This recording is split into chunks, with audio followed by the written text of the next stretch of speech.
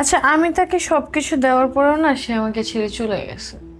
কেন চলে গেছে সেটার উত্তর না আমি আজও পাইনি। ওকে, কি দিছো তুমি? যখন রিলেশনশিপে কি দিছো?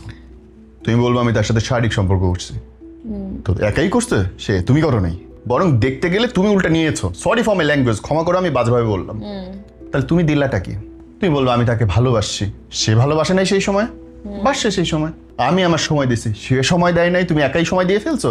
সে আসে নাই, সে তো কাছে আসছে। তাহলে তুমি এক্সট্রা কি দিলা? কোন জিনিস দিলা যার জন্য সে আটকাবে? আমরা ভুলটা করি কি জানো বন্ধু, পুরুষ মানুষের এমন একজন জীবনসঙ্গী দরকার যে জেনারেলি পুরুষ মানুষকে কেউ হেল্প করে না, কেউ না, মা বা ভাই ব্রাদার কেউ হেল্প করে না, পড়ে গেলে হেল্প করে না। কিন্তু একটা পুরুষ চায় এমন একটা নারী তার সাথে থাকবে যে পড়ে গেলে তাকে পিঠ দিয়ে ঠেকাবে। এই যে পিঠ দিয়ে ঠেকাবে যে নারী, তাকে স্ট্রং হইতে হয়, দূরদর্শী হইতে হয় এবং তাকে সম্মান দিতে পারা নারী হইতে